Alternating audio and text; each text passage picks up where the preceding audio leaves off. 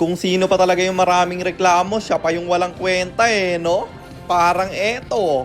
Teka, baka kilala mo lang ako at lagi kang nanonood pero hindi ka pala nakapollow sa page. I-follow mo na yan. Isa lang.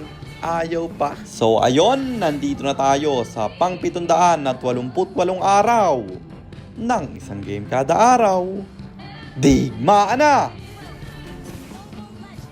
Ang dami talagang ebas pag mahina yung ulo. Wala pa lang ng game, ganyan na yung pinaggagawa niyan. Reklamo ng reklamo, tapos laging namamatay. Buti na lang guys, butas yung Zetya nila dito kasi naka-flame shot lang. Alam ng Harley yung kalaban, nag-flame shot pa. Kaya naman siya palagi yung aking pinupuntirya. Dahil doon, nagkakaroon ng trade sa tuwing mamamatay yung random namin. Sumasabay pa yung Marcel dito sa Tamus. Ayaw na lang mag-play safe. Nahihirapan din kami kumontes dito dahil nga butas yung XP. Di man lang tumutulong Inuna pa mag-clear. Buti na lang talaga nag-react sila sa kadita. Kaya naman yung turtle libre kong nakuha. At dito sa gitna, Zetya na naman na aking puntirya. Walang panaka si tropa. Kaya sobrang dali niyang bigyan. Kahit naglalag pa ako, patay pa rin yan. At syempre maganda yung nangyayari. Patay na naman yung Tamus pre. Dito di ko agad siya binigyan. Inintay ko munang magka-ulti ako. Kasi alam ko makaka-respo yung kampi niya kung sakaling hindi ko siya agarang mapatay. Ultimate kanyang binitawan, ako'y killing spree na. At dito sa baba, yung mga kalaban na pasama ng pwesto at mukhang yung glue wala nang kawala. May ultimate pa yata. Kaya sasakyan niya yung Marcel pero ipapasok lang siya sa torre kaya agaran siyang bumaba pre at may ultimate akong pwedeng gamitin sa kanya kaya naman mamamatay si tropa. At tingnan niyo yung score dito, 0-3 na yung Tamus namin. Inabangan yung glue, huli sa Mia pero nakadash pa rin siya. Ang problema, masyado akong masakit kaya mamamatay yung glue doon. Dito sinuwerte pa ako kasi hindi ako inabangan nung pakito kung sino-sino tinarget niya. Bagsak na naman yung Tamus pero yung turtle libre kong makukuha. Kaso lang patay yung tatlo kong kasama. At sabi ko kay Mark, pwede na yan, naganda nating bigyan. Kaso lang iba yung tinarget niya. Montik patuloy nakawala yung glue. At yung pakito buhay rin. Ang tigas ng glue dito no? Parang hindi ko nababawasan. Tapos parang yung Marcel pa yung mamamatay. Buti na lang may natirang konti. Kung wala, galit tsak yun. Patay na naman yung Tamus. Piplikiran ako dito ng glue. Pero kilala nyo naman ako, hindi ko basta-basta isusuko yung gitna. Kaya nadepensahan ko pa nga. At yung Tamus, nadagdagan na naman ng isang death. 0-5 na yung Tamus dito. Buti na lang lumalim yung pakito at na-shutdown ko siya. Dito na nagsimula yung pagbawi namin. Turtle kanila mang nakuha. Pero dahil sa pagkamatay ng pakito, ako'y lubusang tumaba. Nanlalambot na yung glue.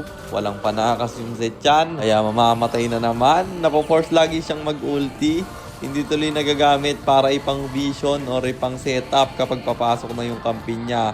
Bagsak rin yung Leo, nararamdaman na nila yung Mia. Ang problema, masyado akong lumalim dito kaya na-shutdown ako ng Granger at malaking gold yun. Kaya dito sinabihan ko na yung Tamus, protect na lang yung Mia, wag na ipilit yung backline.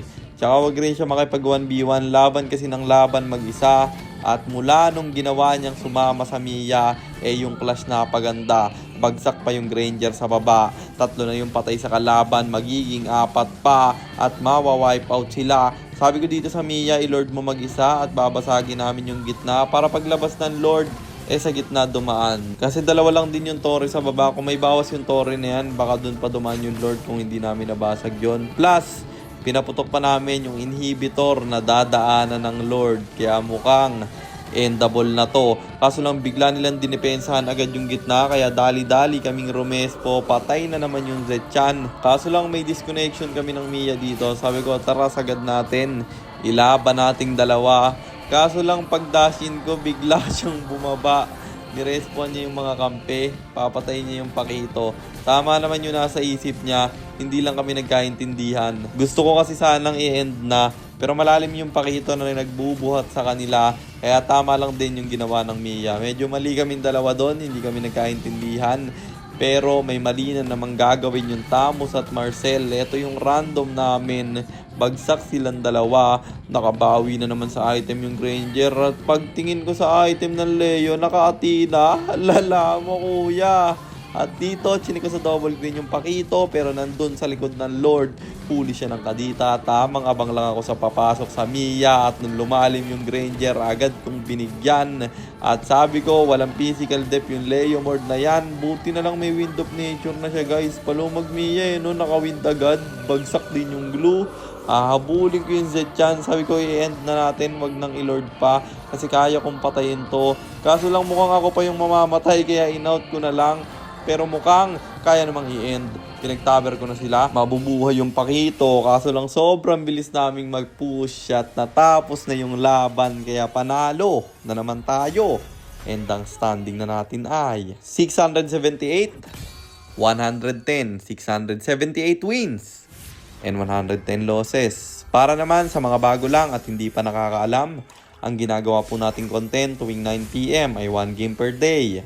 Trio, rank, game at ang goal natin sa content natin na to ay mag 100 win streak bro. Yun lang, sana meron kayong natutunan. Kung meron man paka-share lang, then after nyo i-share, mag-comment na rin kayo ng pa-shoutout para ma-shoutout ko kayo sa mga next nating content. At i-comment nyo na rin ang inyong mga katanungan kasi baka malay mo sa next nating content, comment mo naman ang mapili ko. At para naman sa mga gustong magpapilot ng ML account, mag-PM lang kayo, nagre-reply ako at syempre, may bayad yun. Kahit hanggang anong rank, pwede nyo ipapilot kahit anong hero. Pwede nyo ipaspam basta may additional payment pag magpapaspam kayo ng hero. At yun lang guys, sana nag-enjoy kayo sa content natin na to. At shoutout sa iyo kay Tokagami, kay Constantine Alido, kay Dre Villaroman at kay Chukari Lazaga. Maraming salamat sa inyong suporta. Mag-iingat kayo palagi. God bless. Paalam!